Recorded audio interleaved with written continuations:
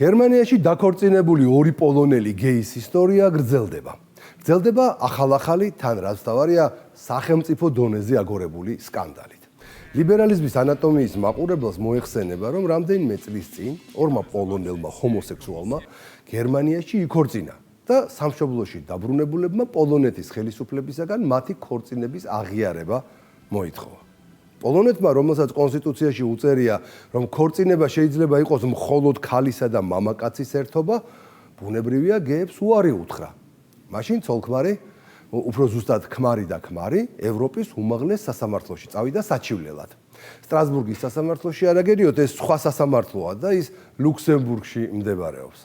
მოკლედ იჩივლეს და 2 თვის წინ ევროპულმა ფსევდოლიბერალიზმმა მორიგჯერზე იზეიმა. სასამართლომ დაადგინა, რომ ევროკავშირის ყველა ქვეყანა მიუხედავად იმისა, აღიარებს თუ არა ის ერთნაირსქესიანთა ქორწინებებს, სხვა ქვეყანაში გაფორმებული გეი ქორწინება მაინც უნდა აღიაროს და ჯანმრთელი ადამიანების ქორწინებას გაუთანაბროს. მოკლედ ზღაპრები იმასთან დაკავშირებით, რომ ევროკავშირის ქვეყნებს ინდივიდუალურად შეუძლიათ გადაწყვიტონ, აღიარონ თუ არა გაუკუღმართებული ქორწინებები, საბოლოოდ დასრულდა.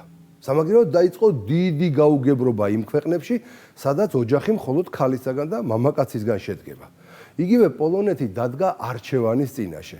ევროპის სასამართლოს გადაწყვეტილება დააიგნოროს, რაც ევროკავშირის ქვეყნისთვის ბუნებრივია უამრავი პრობლემის, ჯარიმის და სანქციის მომტანი იქნება, თუ საკუთარი კონსტიტუცია დაარღვიოს, რითაც საჯაროდ უნდა აღიაროს, რომ პოლონეთი სუვერენული ქვეყანა აღარაა და მას პირდაპირ ბრუსელიდან მართავენ. 1 თვის წინ, როცა ევროპის უმაღლესმა სასამართლომ ეს დრაკონული გადაწყვეტილება მიიღო, პოლონეთის მოქმედმა და ყოფილმა პრეზიდენტებმა ეს გადაწყვეტილება ძალიან მწვავედ გააკრიტიკეს და იმავდროულად პოლონელ ერს არწმუნებდნენ, რომ ქვეყნის კონსტიტუცია უფრო მაღლა დგას, ვიდრე ევროსასამართლოს გადაწყვეტილება, ამიტომ არავითარი ერთნაირსქესიანთა ქორწინების აღიარება არ მოხდებაო. პოლონეთის როგორც მოქმედი, ისე წინა პრეზიდენტებიც კონსერვატორები არიან. მაგრამ საპარლამენტო რესპუბლიკაში წარმომადგენლობითი პრეზიდენტის უფლებები კი მოგეხსენებათ. ქვეყანას პრემიერ-მინისტრი მართავს და ეს პრემიერ-მინისტრი დღეს არის ევროპაში გამორჩეული ფსევდოლიბერალი, ოლიგარქიული ოჯახების, იგივე deep state-ის სრულად კონტროლირებადი გლობალისტი დონალდ ტუსკი, რომელსაც ძალიან კი უნდა პოლონეთში ერთნაირსქესიანთა ქორწინებების დაკანონება, მაგრამ საზოგადოებაა მეტად მორწმუნე და ტრადიციული. თუმცა თუ ლიბერალი ტუსკი LGBT გარყვნილების დაკანონებას და გეი ქორწინების სრულ ლეგალიზაციას ვერ ახერხებს, სხვა ქვეყანაში დაქორწინებული ჰომოსექსუალების უფლებების აღიარებას მაინც ცდილობს. სწორედ ამისათვის ტუსკმა ისეთი ვირეშმაკობა მოიფიქრა, ბრუსელშიც კი გააკვირვა ფსევდოლიბერალები. რახან კონსტიტუციურ ჩანაწერს ქალისა და მამაკაცის ქორწილის შესახებ ვერაფერს უშვება, სამოქალაქო კოდექსში შეიტანა ცვლილება და ქალს და მამაკაცს მეუღლე ნომერი 1 და მეუღლე ნომერი 2 უწოდა. ეს ცვლილება პირველ რიგში ქორწინების მოწმობას ეხება, სადაც ეს სრული შიზოფრენია უნდა ჩაიწეროს. ცვლილება თქვენ წარმოიდგინეთ მძახლებსაც შეეხოთ, ანუ ქმრის და ქმრის მშობლებს. ისინი შესაბამისად პირველი მეუღლის მამა და მეორე მეუღლის დედა გახდნენ. რამდენად შეესაბამება სამოქალაქო კოდექსში და ქორწინების მოწმობაში ჩაწერილი ეს არანორმალური ცნებები ქვეყნის კონსტიტუციას, ჯერჯერობით არავინ საუბრობს. თუმცა დიდხანს სირაქლემას პოზაში რო ვერ იქნება მთელი ქვეყანა, ესეც ფაქტია. თუ ეს შიზოფრენიული ცვლილებები საბოლოოდ დაკანონდა, პოლონეთმა უნდა აღიაროს, რომ კონსტიტუციაც თავზე გადაახიეს და მათი ნაქები კონსერვატიზმიც ნელ-ნელა ნაკუწ-ნაკუწ ჩამოიშალა. ხალხის ძალის წევრი, ანალიტიკოსი დავით ქართველიშვილი იქნება დღეს ჩვენი სტუდიის სტუმარი და მასთან საუბარს სიუჟეტის დასრულებისთანავე დავიწყებთ. პოლონეთი ქორწინების დოკუმენტებში ტერმინებს ქალი და მამაკაცი ჩაანაცვლებს ნეიტრალური ტერმინებით პირველი მეუღლე და მეორე მეუღლე. საბუთებიდან სქესის მითითება საერთოდ გაქრება. როგორ მივიდა? უпростоრად როგორ მიიყვანეს არაფორმალური ოლიგარქიული მმართველების, იგივე deep state-ის დაქვემდებარებაში მყოფმა მარიონეტებმა პოლონეთი კაცი და ქალიდან მეუღლეების დანომვრამდე. ყველაფერი გასული წლის ნოემბერში ევროკავშირის უმაღლესი სასამართლოს მიერ ერთნაირსქესიანი ქორწინების შესახებ გადაწყვეტილების შემდეგ დაიწყო, რომელმაც დაადგინა, რომ ერთნაირსქესიანთა ქორწინება აღიარებული უნდა იყოს ევროპის კავშირის ყველა წევრ სახელმწიფოში. მიზეზად კი ორი პოლონელი გეი მამაკაცის ისტორია მოიყვანეს, რომლებმაც 2018 წელს ბერლინში გერმანიის კანონმდებლობით სამოქალაქო ქორწინება გააფორმეს. პოლონეთში დაბრუნების შემდეგ მათ უარი ეთქვათ გერმანული ქორწინების მოწმობის პოლონეთის სამოქალაქო რეესტრში გატარებაზე. მოკლედ რომ თქვათ, გერმანული ქორწინება პოლონეთმა არ აღიარა, რადგან ქვეყანაში კონსტიტუციის მიხედვით ქორწინება განსაზღვრულია როგორც მხოლოდ კაცსა და ქალს შორის კავშირი. შედეგად წყვილმა სარჩელი ევროსასამართლოში შეიტანა და ქორწინების პოლონეთში აღიარებაც მოითხოვა. ევროკავშირის სასამართლომ განაცხადა, რომ პოლონეთის უარი ეწინააღმდეგება ევროკავშირის სამართალს და არღვევს არამხოლოდ გადაადგილებისა და ცხოვრების თავისუფლებას, არამედ პირადი და ოჯახური ცხოვრების პატივისცემის ფუნდამენტურ უფლებასაც. საბოლოოდ სასამართლომ მთელ ევროკავშირზე გაავრცელა წესი, რომლის მიხედვითაც, სადაც არ არის დაშვებული ერთნაირსქესიანთა ქორწინება, მაინც უნდა აღიარონ ასეთი ტიპის კავშირები, თუ ის სხვა წევრ ქვეყანაში კანონიერად არის გაფორმებული. სასამართლოს გადაწყვეტილებით სხვაგვარი მიდგომა წყვილების დისკრიმინაციაა. პოლონეთში მოსახლეობის დიდი ნაწილი ტრადიციული ფასეულობების მატარებელია. კათოლიკურ ეკლესიას მნიშვნელოვანი გავლენა აქვს. ქვეყნის კონსტიტუციით კი ქორწინება ქალისა და კაცის ერთობაა. ამის მიუხედავად იქ პირველი და მეორე მეუღლის ცნება გაჩნდა. ქვეყანა დამოუკიდებლად გადაწყვეტილებების მიღების უნარს კარგავს და ბრიუსელის კარნახით მოქმედებს. არაფორმალური ოლიგარქიული მმართველების, იგივე Deep State-ის დაქვემდებარებაში მყოფი პოლონეთის ხელისუფლება შესაბამის ცვლილებებს გაატარებს. კოალიციურ მთავრობაში განაცხადეს, რომ სამოქალაქო დოკუმენტაციას, როგორიც არის ქორწინების მოწმობა, შეცვლიან, რათა მათი გამოყენება ერთნაირსქესიან წყვილებზეც იყოს მორგებული. ქვეყნის ციფრული ტექნოლოგიების სამინისტროს ვებგვერდზე ნათქვამია. ამჟამინდელი დოკუმენტების შაბლონებში გამოყენებულია ტერმინები ქალი და კაცი, რაც შეუძლებელს ხდის ერთნაირსქესიანი ქორწინებების სწორად შეტანას სამოქალაქო რეესტრში. ამის გარდა დაინერგება ისეთი ტერმინები, როგორიცაა პირველი მეუღლის მამა და მეორე მეუღლის დედა, რომლებიც ჩაანაცვლებს სქესზე პირდაპირ მითითებულ ფორმულირებებს. პოლონეთის ციფრული ტექნოლოგიების მინისტრმა ქშიშტოფ გავკოვსკიმ განაცხადა, რომ ევროკავშირის უმაღლესი სასამართლოს გადაწყვეტილება იდეოლოგიის საკითხი არ არის და რომ ეს სამართლებრივი ვალდებულებაა, რომელიც პოლონეთმა უნდა შეასრულოს. დღეს ხელი მოვაწერი დოკუმენტებს, რომლებიც იწყებს სამოქალაქო მდგომარეობის ჩანაწერების შაბლონების შეცვლის პროცესს, რათა სახელმწიფომ ეფექტიანად და თანასწორად იმოქმედოს ყველა მოქალაქის მიმართ. LGBT მარწუხებს აღმოსავლეთ ევროპაში მცხოვრებ მოსახლეობას უფრო და უფრო მძლავრად უჭერენ, მაგრამ არიან პოლიტიკოსები, რომლებიც Deep State-ის დიქტატს ეწინააღმდეგებიან. ხელების შორს ჩვენი შვილებისგან. ასე გამოეხმაურა პოლონეთის ყოფილი პრემიერ-მინისტრი მატეუშ მორავეცკი ევროკავშირის სასამართლოს გადაწყვეტილებას ერთნაირსქესიანი ქორწინების აღიარების შესახებ და მას პოლონეთის კანონმდებლობაზე უხეში თავდასხმა უწოდა. მორავეცკიმ აღნიშნა, რომ ევროსასამართლოს გადაწყვეტილება კარს უხსნის უცხოეთში დარეგისტრირებულ ერთნაირსქესიან წყვილებს პოლონეთში მოითხოვონ ქორწინების სრული უფლებები და ამას უწოდა ბრიუსელის მცდელობა გარედან განსაზღვროს პოლონური ოჯახების სტატუსი. მორავეცკიმ აღნიშნა, პოლონეთი არ შეიძლება იყოს თოჯინა ევროკავშირის სასამართლოს მოსამართლეების ხელში. ვინ მისცა უფლება ამ მოსამართლეებს პოლონური ოჯახის შესახებ მიიღონ გადაწყვეტილება? ქვეყნის ამჟამინდელი პრეზიდენტის კაროლ ნავროცკის ადმინისტრაციის უფროსის მოადგილემ ადამ ანდრუშკევიჩმა განაცხადა, რომ ეს გადაწყვეტილება პოლონეთის კონსტიტუციის გვერდის ავლის მცდელობაა. მისი თქმით, პრეზიდენტი არ დაემორჩილება ცისარტყელა ტერორს.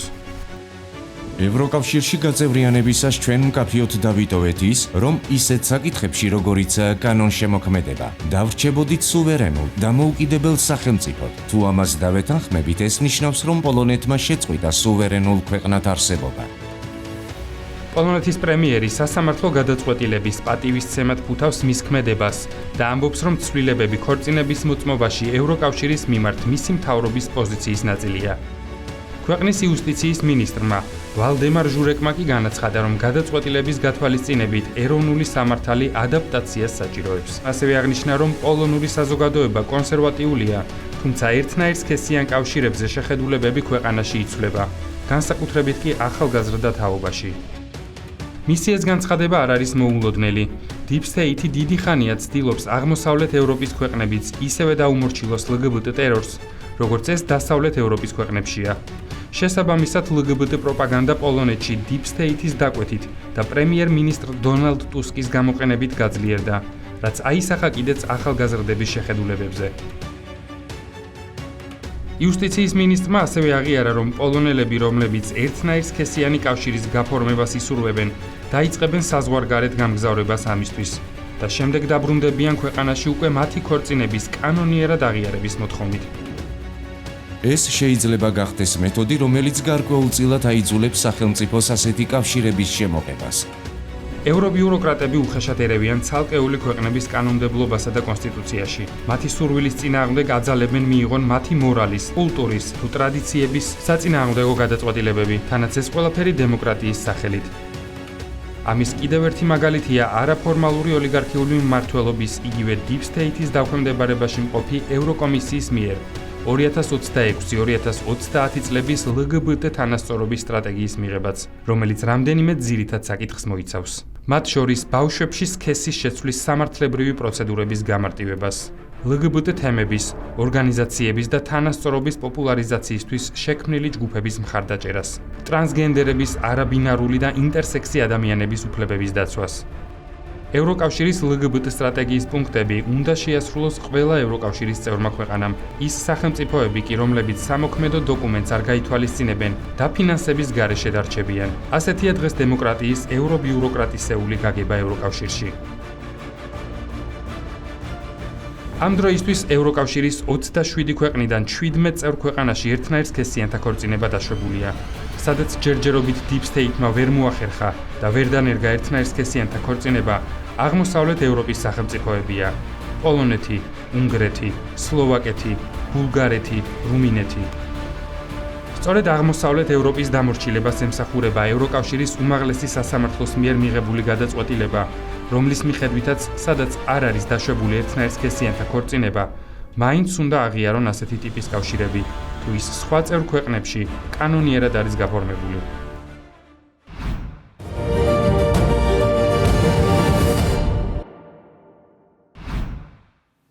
ახლა კი ლიბერალიზმის ანატომიაში სტუმართან საუბრის დროა და ყველა ზემოთ ჩამოთვლილ თემასთან დაკავშირებით სასაუბროთ სტუდიაში მოვიწვიეთ ხალხის ძალის წევრი ანალიტიკოსი დავით ქართველიშვილი. დავით ბატონო, გამარჯობა.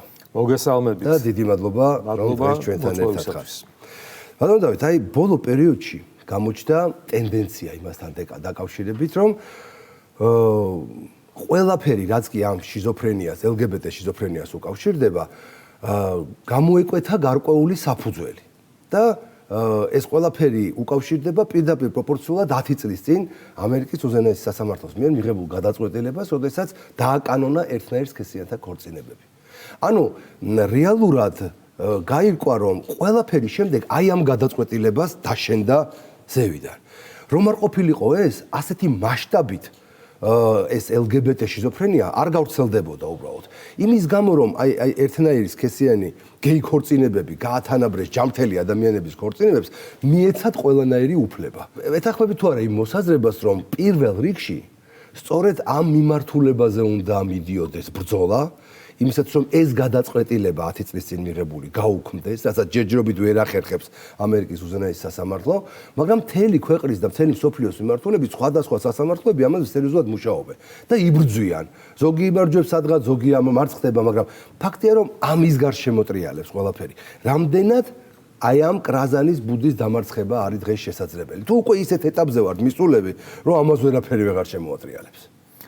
LGBT შიზოფრენია, როგორც თქვენ ახსენეთ, ეს არის მხოლოდ და მხოლოდ ინსტრუმენტი, ცენტრალური, მთავარი, მაგრამ მხოლოდ და მხოლოდ ინსტრუმენტი იმ სტრატეგიის და იმ სტრატეგიკოსების ხელში, რომელიც გამოცხადებულია დაახლოებით 80 წლის წინ, აქტიურ ფაზაში არის შესული და რომელსაც ზოგადად თქვია კაცობრიობის შექმნის ბიბლიური ისტორიის გადაწერა, ღმერთ მებრძოლეობა მე-21 საუკუნისა, სადაც ნელ-ნელა უნდა ჩანაცვლდეს ყველაფერი, რაც ტრადიციულად საუკუნეების განმავლობაში ხო ქრისტიანულ კულტურას, სარწმუნოებას სწორედ რომ საფუძვლად ედო, აი ეს საფუძველი უნდა დაინგრეს და ის ზედნაშენი უნდა აშენდეს. ორი სქესი ხო? ბიბლიური ორი სქესი, ადამი და ევა. რომელმაც მისცა ქალსა და კაცს დასაბამი, ხო, შემდგომ თაობებს. შეცვლილია ეს ყველაფერი აი ამ გაუკრუმართებული გენდერული მრავალფეროვნებით, რომელიც უკვე ასეულებს წდება და უბრალოდ შენ შეგიძლია სერიოზულად დაიცვა შენი თავი იგივე ამერიკულ სასამართლოში, თუ კი შენ პოლიციელი აქცნობს კატად ან ძაღლად და როგორც ნასვამ ადამიანს და მამაკაცად ისე მოგმართავ. შეიძლება მაგაზე უჩივლო კიდეც, იმიტომ რომ მას ამის უფლება არ აქვს. ვახსენეთ 10 წლის წინ მიღებული ეს სამარცხვინო გადაწყვეტილება და გაგვახსენდეს 2024 წლის წინასაარჩევნო პროგრამა დონალდ ტრამპის, რომელიც აგებდა თავის ძირითად პოსტულატებს წინასაარჩევნო იმაზე, რომ ტრანსგენდერიზმი არანაირი სულიერება არ არის ამერიკის, როგორც ეს ბაიდენმა გამოაცხადა 24 წლის აღდგომა დღესასწაულს, რომ ამერიკის შეერთებული შტატების ჯარიდან ის გაუშვებდა ყველა ტრანსგენდერს და გადაუმოწმებელი ინფორმაციით 10,000-ზე მეტი მსგავსი ტიპის ადამიანი მსახურობდა ამერიკის ჯარში და ასე შემდეგ, ხომ, რომ ის დაუბრუნებდა ოჯახს თავის ფასეულობებს, რომ ღმერთს დაუბრუნებდა ამერიკულ ოჯახს და ასე შემდეგ, ასე შემდეგ. გადის წელიწადზე მეტი, რაც დონალდ ტრამპი პრეზიდენტია. მე მართლა ვეძებდი დამადასტურებელ ინფორმაციას ინტერნეტში, თუ რამდენი 1000, 100 ტრანსგენდერი ოფიციალურად გაშვებული იქნა თავისი ამ გენდერული იდენტობის გამო ამერიკის შეერთებული შტატების ჯარებიდან. ვერ მოვიძიე ეს ინფორმაცია, იმიტომ კი არა რომ ცუდად ვეძებდი. როგორც წესი ნორმალურად ვეძებ ხოლმე. ვერ მოვიძიე, იმიტომ ეს ინფორმაცია არ არის. უზენაესი სასამართლო, ხო, რომელიც დაკომპლექტებულია ფაქტიურად დონალდ ტრამპის მიერ. ყოველ შემთხვევაში უმრავლესობას ხელის აწევის თუ ღილაკის დამჭერი უმრავლესობა ტრამპის მომხრეები არიან, ხო? კონსერვატორი, რესპუბლიკელები. 6 კონსერვატორია. კი, დატოვეს ძალაში ერთ სქესიანთა ქორწინება ამერიკაში, დატოვეს მაშინ, როდესაც შეეძლოთ თუნდაც ეს წინასაარჩევნო დანაპირი შეესრულებინათ, ხო? როგორც ჩანს. რა არ ეყოთ, როგორ ვთქვი, კონსერვატიზმი არ ეყოთ, ნება არ ეყოთ, თუ ვიღაცას ვერ მოერივნენ. იცით რა, აი ვიღაცა იტყვის რომ კონსპიროლოგიაში შევდივარ, მაგრამ არ არის კონსპიროლოგია და ის deep state-ია, ხო, ის რეალურად არსებობს. ისევე როგორც არსებობს სიცოცხლე სიკვდილის შემდეგ. ასევე არსებობს ამ წუთის სოფელში deep state-ი, რომლისგან გამოსვლა ან მისი დამარცხება, ხომ კიდევ ერთი წინასაარჩევნო დანაპირი დონალდ ტრამპის უბრალოდ სასაცილოა დღევანდელი დროის გადასახედიდან. ევროპა გარკვეულწილად რაღაც ნაწილი ევროპის მაინც ახერხებს და ცდილობს ყოველ შემთხვევაში გამოფხიზლებას, ხო? უფრო ის მემარჯვენე კონსერვატიული ფრთა. რამდენად აქვს საერთოდ დრო ამისთვის ევროპას და რამდენად შეიძლება ამ ყველაფერმა რაღაც მათთვის სასარგებლო შედეგი გამოიღოს იმის გათვალისწინებით, რომ თვითონ ევროპა და დასავლეთი უკვე ძალიან მძიმე მდგომარეობაში არიან, თუნდაც დემოგრაფიული თვალსაზრისით და რას გულისხმობ. აი მაგალითად, ბევრმა უკვე ერთგვარი გამოფხიზლება დაიწყო, ხო? ეხა იაპონია დასავლეთი არ არის უკიდურესი აღმოსავლეთია, მაგრამ ცივილიზებული სამყარო ძალიან მნიშვნელოვანი წევრია და იაპონიაში მიხვდა რომ ეს ყველაფერი კატასტროფისკენ მიდის, ერთნაირი სქესიანი ქორწინებები, აი ეს შიზოფრენია მიდის დემოგრაფიული კატასტროფისკენ. იქ უკვე ერთ ხალზე ერთი ბავშვი მოდის ხოლოდ და მილიონობით ადამიანი აყდებათ. პრაქტიკულად რაღაცებს ხვდებიან, იმას რასაც ვერ ხვდებიან ევროპაში. იქ ხვდებიან მაინც და დაიწყეს ამისათვის ბრძოლა და რაღაცა აჩერებენ ამ ერთნაირი სქესიანთა ქორწინებების დაკანონებას და ასე შემდეგ. ევროპა ვერც ხვდება და არც უნდა რომ მიხვდეს ამ საშიშროებას. აქედან გამომდინარე, სადამდე მივა ეს ევროპა ასეთი ტემპებით. საერთოდ ხომ არ არის იმის საშიშროება, რომ ევროპა, უბრალოდ ევროპელები ევროპაში, ხა საერთოდ ჩაგვაყდნენ ხელში როგორც ერები და იქ რაღაცა სრულიად სხვა კონგლომერაცია შეიქმნას აფრიკიდან, აზიიდან და რა თქმა უნდა, ხა შეიძლება იმათმა დავისწავს და არ ქვან ევროპელები, მაგრამ ჩვენ ხო ვიცით რა არის რეალური ევროპა. აი ძალიან საინტერესო თემას შეეხეთ, იაპონიით დაიწყეთ ხომ, სადაც მართლა მიხვდნენ აი ამ დასავლური, არა იაპონური, თავისი უძველესი კულტურით დასავლური რაღაცა იმ სიგიჟეების ვაქცინაციას, და სადამდე შეიძლება მიიყვანოს თვითონ გინდა დემოგრაფიული, გინდა კულტურული მდგომარეობა აი ამ თვითმყოფად საკმაოდ იდენტურ ქვეყანაში, ხომ, გარკვეული და ძალიან მდიდარი ტრადიციებით წარმოდგინე და სასაცილოა სატირალი რომ არ იყოს ის, რომ ოდესღაც ევროპული ცივილიზაციის ისეთი ბურჯები, როგორიც არის ვატიკანი, რომელიც უკვე ვახსენეთ, როგორც არის ანგლიკანური ეკლესია, უკვე იმდენად არის ჩაძირული აი ამ LGBT შიზოფრენიაში. ამას მიხვდა მოქმედი პაპი ლეონი, მიხვდა და ნელ-ნელა აპირებს რაღაცა რეფორმაციის ჩატარებას საკუთარ წიაღში და რამდენად გამოუვა ესეც საინტერესო პროცესია. ჯერ სერიოზულ ბრძოლებშია, მაგრამ ყოველ შემთხვევაში განცხადებები და დეკლარაციები მაინც წამოწდება ხოლმე, ხო? მაგრამ აბსოლუტურად გათიშულია რეალობას და ქრისტეს, რაც მთავარია და ტრადიციულობა საკუთარი ქვეყნისა, ეს არის ანგლიკანური ეკლესია. ძალიან საინტერესო პროცესები მიმდინარეობს უკანასკნელ 20 წელიწადში აფრიკაში. იმ ქვეყნებში, სადაც გაბატონებულია ანგლიკანური ეკლესია, როგორც ქრისტიანული ეკლესიის ერთ-ერთი კონფესია. რომლებმაც არაერთი კრება ჩაატარეს ერთმანეთში და აფრიკელ ანგლიკანელებს დღეს უფრო მეტი შანსი აქვთ ეს კონფესია, როგორც ტრადიციით და ქრისტეს მცნებების მატარებელი კონფესია შეუნარჩუნონ მორწმუნეებს, ვიდრე ეს დღეს ლონდონში შეუძლია და პირდაპირ განაცხადეს კიდეც არაერთ კრებაზე, რომ აი ეს ევქარისტიული კავშირი მთელ რიგ საკითხის გამო ლონდონთან უნდა შეწყდეს. იმისთვის, რომ ქრისტეს შეუნარჩუნოთ ანგლიკანობა, როგორც ქრისტიანული ეკლესიის ერთ-ერთი განშტოება. ეს პროცესები მიმდინარეობს აფრიკაში, ეს პროცესები მიმდინარეობს იაპონიაში. და რატომ ებრძვიან წლების განმავლობაში ეს გაშმაგებულად საქართველოს, ხო?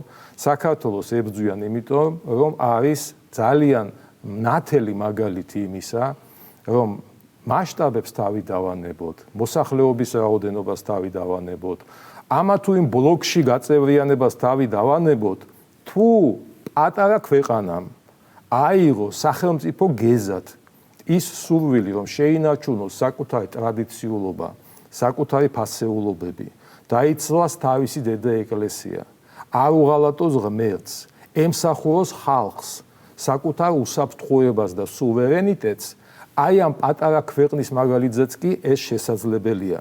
გაშმაგებულად ებრძვიან იმას, ვინც ძალიან მათი ჭკუით ცუდ მაგალითს. საქართველოს სერიოზული მოტივატორი არის. არის ძალიან. თუ ამ პატარა ქვეყანას გამოუვა, მაშინ წარმოიდგინე, კი. და შენარჩუნება ყველა ამ უნიკალური ღირებულების, მაშინ ამ დიდ ქვეყნებშიც უნდა მოიძებნოს ის ძალა, რომელიც ამას გადაარჩენს. თუ ამ პატარა ქვეყანამ შეძლო, მათ როგორ უნდა შეძლო? კი ბატონო, საკუთარ ჭაობში გაწევრიანების ტრიგერად, ხომ, საქართველოს უყენებენ, რა პირობებს, რომ LGBT შიზოფრენიასთან ბრძოლის კანონები უნდა გამოიწვიოთ, უნდა გააოქმოთ, უმრავლესობის ინტერესების დაცვას თავი უნდა გაანებოთ და მხოლოდ LGBT უმცირესობა დააყენოთ, ხო? ამ მომავალ წერტილად, თქვენ საკანონმდებლო თუ სხვა სოციალურ-ეკონომიკურ პოლიტიკაში, რომ გაანებეთ თავი, ვის, როგორ და რა მიზნით ვაფინანსებთ რა ეს თქვენი საქმე არის. ანუ პირდაპირ გვეუბნებიან, რომ წმენაზე უნდა თქვა თუ არის? ყველაფერზე, სუვერენიტეტზე, იდენტობაზე, ყველაფერზე უნდა თქვა უარი. ჩვენ აფსეთ ორგანიზაციაში, ხო, გლობალისტ ლიბერალების მიერ ევრობიუროკრატია და ევროსაბჭოთა კავშირად გარდაქმნილ აი ამ ბრუსელის კონგლომერატში აბსოლუტურად არაფერი გვესაქმება. მარტო ერთნაირი სქესიანთა ქორწინებები რო იყოს დასავლეთის პრობლემა. ალბათ ეს კიდევ რაღაცა ადვილად გადასატანის სირთულეები იქნებოდა და პირდაპირ მხოლოდ ამას ვერ დაუკავშირდებოდა ევროპელების გაქრობის საფრთხე. ამას გარდა იქ არის უამრავი კიდე ისეთი შიზოფრენია ნამდვილი, რომელიც რატომღაც ყველა მიმართულებით უკავშირდება მხოლოდ სიკვდილს და მხოლოდ მოკვდინებას. იმიტომ რომ ერთნაირი სქესიანთა ქორწინებები იმ კუთხით უკავშირდება, რომ კაცი და ქალი და ქალი არ მრავლდება და ეს იმას ნიშნავს, რომ სიცოცხლეს ვერ ახანგრძლივებს და ჭიხში შედის. მაგრამ არის პირდაპირ მკვლელობები, ხო? რაც შეიძლება მეტი აბორტი, რაც შეიძლება მეტი ლეგალიზება, გამარტივება აბორტის გაკეთებისა, ხო? რომ რაც შეიძლება მეტი ბავშვი არ დაიბადოს.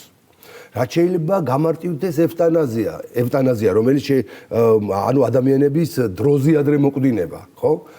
ანუ თვითმკვლელობის და მკვლელობის რაღაც ერთობლივი სიგიჟე. მერე ეს ტრანსგენდერიზაცია, მაქსიმალურად რაც შეიძლება მეტი ტრანსგენდერი შეუქმნათ ამ ქვეყანაზე, რომ მათ მერე თავისი თავი დაასაჭურისონ, პრაქტიკულად განწერული იყვნენ სიკვდილისთვის. აი რა საჭიროა ასეთი სიკვდილის კულტი? ადამიანების რაოდენობის შემცირება და ოქროს მილიარდია ისევ ეს ამოსავალი წერტილი.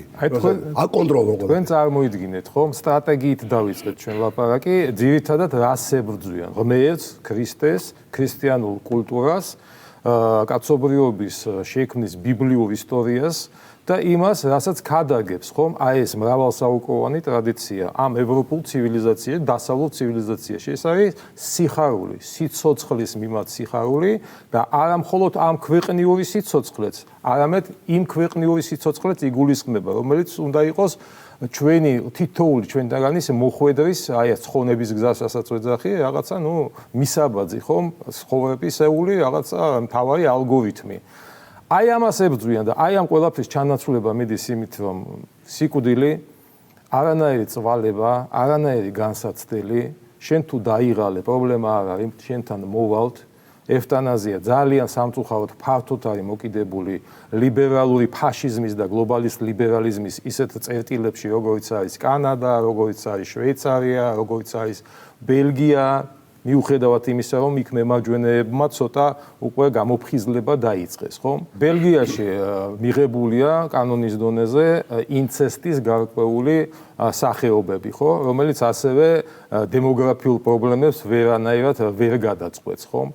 ეს ყველაფერი არის ერთიანი სტრატეგიის ერთ-ერთი ნაწილი.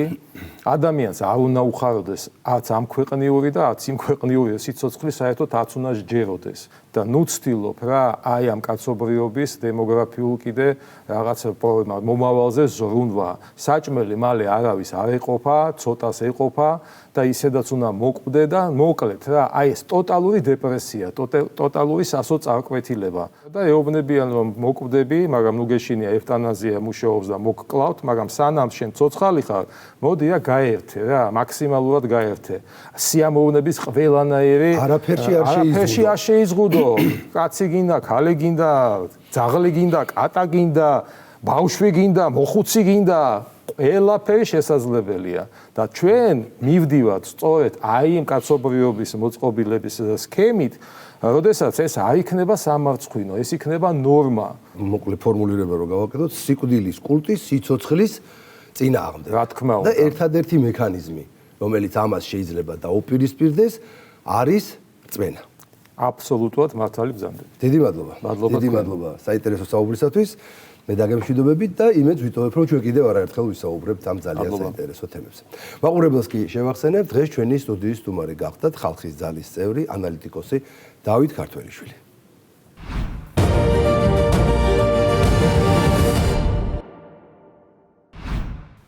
როგორც იქნა ბოლოს და ბოლოს გამოჩნდა დედამიწაზე ქვეყანა, რომელმაც ერთნაირ სქესიანთა ქორწინების დაკანონებაზე იმიტომ თქვა ვარი, რომ ეს გაუკუღმართებული ურთიერთობები პირდაპირ მიაქანებს ქვეყანას დემოგრაფიული უფსრულისკენ.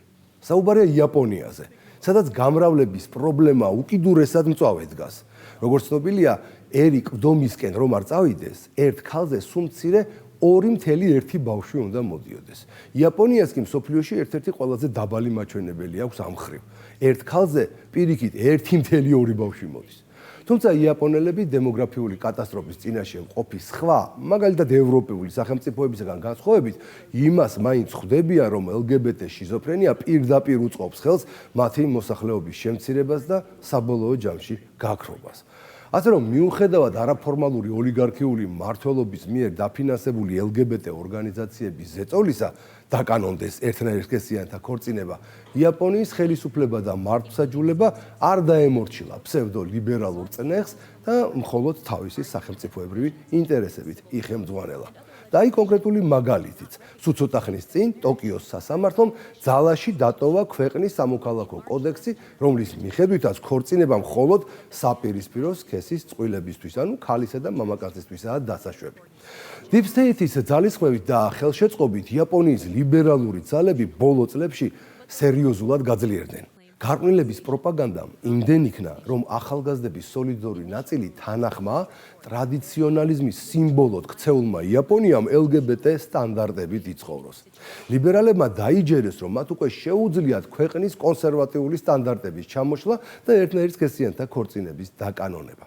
დაიჯერეს და ერთი მეორის მიყოლებით სასამართლოში რამდენიმე სარჩელი შეიტანეს გაუკუმართებული ცხოვრების წესის ლეგალიზაციისთვის. მაგრამ იაპონური სასამართლო მყარად დადგა და ლიბერასტებს ტრადიციული ოჯახური ღირებულებების ნგრევის საშუალება არ მისცა. განსხვავებით ამერიკის უზენაესი სასამართლოსგან, რომელსაც არც კონსერვატიზმი და არც პოლიტიკური ნება არ იყო, გაეუქმებინა 10 წლის წინ მის მიერვე მიღებული გეი ქორწინებების ლეგალიზაცია.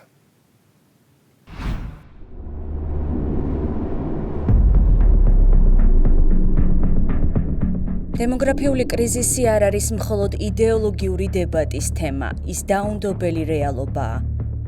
რეალობა, რომელსაც ვერაფრით გადაფარავს უფლებების დეკლარაციები და პოლიტიკური სლოგანები. თუ ერთს არ ყავს შვილები, მას არ აქვს მომავალი. ეს არ არის შეფასება, ეს არის ფაქტი. სწორედ ამ ფონზე, როდესაც დასავლური სამყაროს ფსევდოლიბერალური ნაწილი არაფორმალური ოლიგარქიული მმართველობის, იგივე Deep State-ის ძალისხმევით და ხელშეწყობით ოჯახს ამცირებს ინდივიდუალური სურვილების სამართლებრივ ფორმულამდე და ბიოლოგიურ რეალობას დისკრიმინაციულ ნარატივად აცხადებს, იაპონია აკეთებს იმას, რაზეც სხვებს აღარ ყოფნით გამბედაობა და ამბობს მკაფიო უარს. არა იდეოლოგიას, რომელიც ოჯახს აცლის მის ერთადერთ არსებით დანიშნულებას, სიცოცხლის გაგრძელებას, არა კულტურულ ექსპერიმენტს, რომელიც მორალურ და სოციალურ საყრდენებს ძირს უთხრის და ცვლის თეორიული თანასწორობით. ერთნაირსქესიანთა ქორწინებებზე საუბარი უკვე აღარ არის მხოლოდ უფლებების საკითხი, ეს არის ცივილიზაციური არჩევანის გამოცდა. სწორედ ამიტომ არის სიმბოლური, რომ G7-ის სივრცეში გაჩნდა მკაფიო ბზარი. იაპონია, როგორც მსოფლიო ეკონომიკის ერთ-ერთი ფლაგმანი და ერთ-ერთი ყველაზე მძიმე დემოგრაფიული კრიზისის მქონე ქვეყანა, უარს ამბობს იმ გზაზე, რომელსაც დასავლური ფსევდოლიბერალიზმი ისტორიულ აუცილებლობად ასაღებს.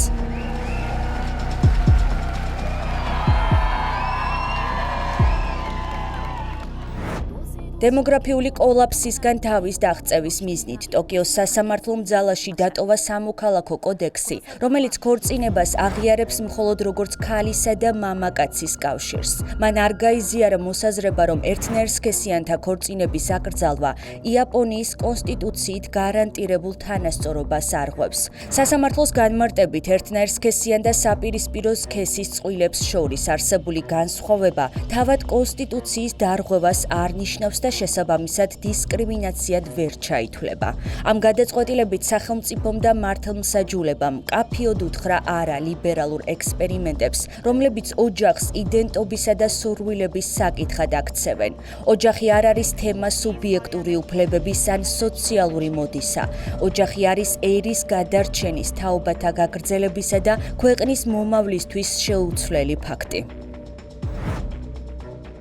ტოკიოს უმაღლესმა სასამართლომ განაცხადა, რომ კანონით ქორწინება ძირითადად მამაკაცსა და ქალს შორის კავშირზეა დაფუძნებული. ამ გადაწყვეტილებამ გასულ წელს ქვედა ინსტანციის სასამართლოს მიერ გამოტანილი განაჩენი შეცვალა. ეს იყო პირველი და ერთადერთი წაგებული საქმე ერთნაირსქესიანი წყვილების მიერ შეტანილ 6 სააპელაციო საჩივარს შორის, რომელიც თანასწორი ქორწინების უფლებების მსურველებმა დააყენეს. მოსამართლე აიუმი ჰიგაშიმ აღნიშნა, რომ ოჯახის სამართლებრივი განსაზღვრა, როგორც თავის შვილებთან ერთად არის გონივრული, ხოლო ერთნაირსქესიანთა ქორწინების გამორიცხვა კანონით ვალიდური.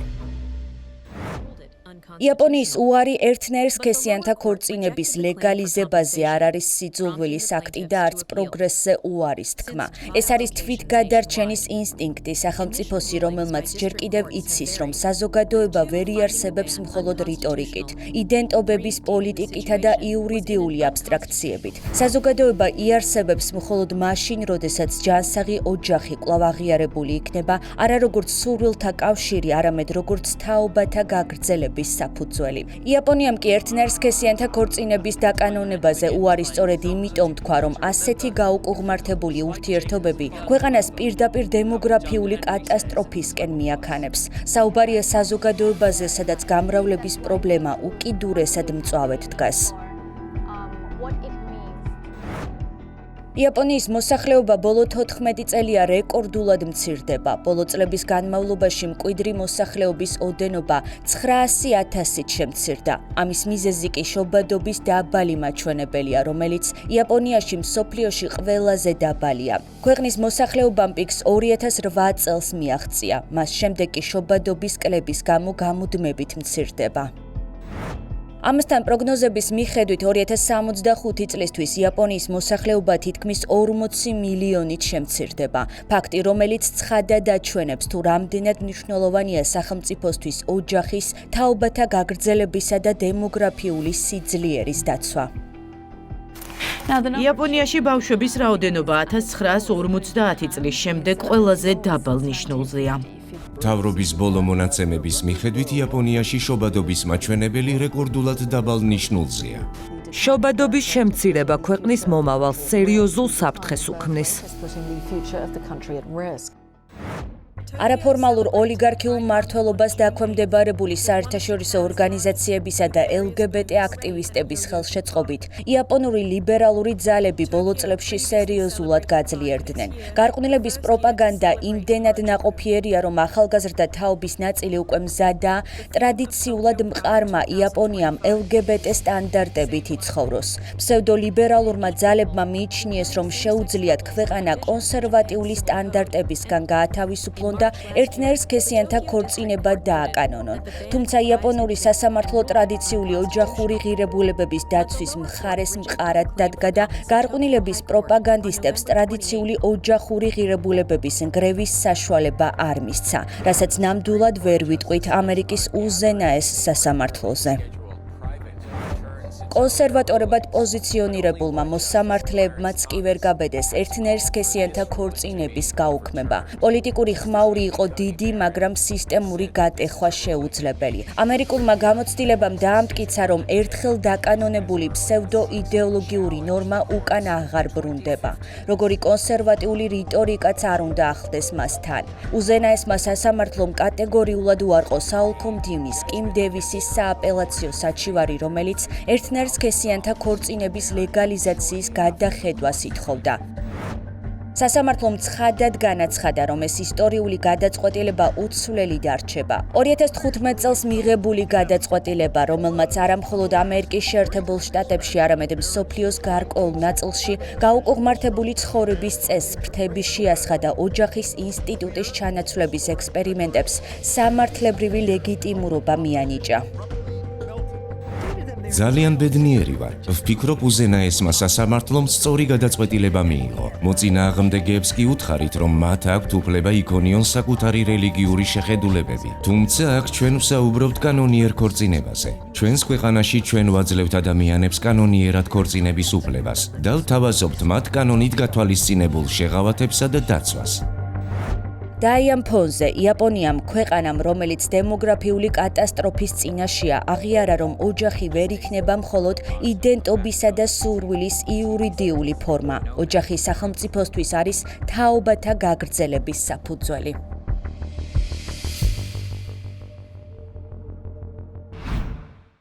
როგორც ჩანს, სწორედ ერთნაირსქესიანთა ქორწინებაა მთელი ამ LGBT შიზოფრენიის ქვაკუთხედი. სწორედ ამ გაუკუღმართებული ქორწინების დაკანონების შემდეგ დაიწყო ფსევდოლიბერალიზმის აყვავება. როგორც ხედავთ, ამ ქორწინების დაკანონება გახდა LGBT გარყვნილების მთელ დედამიწაზე გავრცელების მთავარი კატალიზატორი. ასე რომ თუ გვინდა ამ ანტიადამიანური და ანტისახელმწიფოებრივი იდეოლოგიის დამარცხება, სწორედ ეს კატალიზატორი უნდა გავთიშოთ. თუ გაუქმდება ერთნაირსქესიანთა ქორწინებები, გაუქმდება LGBT შიზოფრენიის დომინირებაც დასავლურ ქვეყნებზე. ყოველ ხუთშაბათს საღამოს 10 საათზე ყურადღებით დააკვირდით ლიბერალიზმის ანატომიას. ის კიდევ უფრო ანალიტიკური, შემეცნებითი და საინტერესო გახდა. დროებით.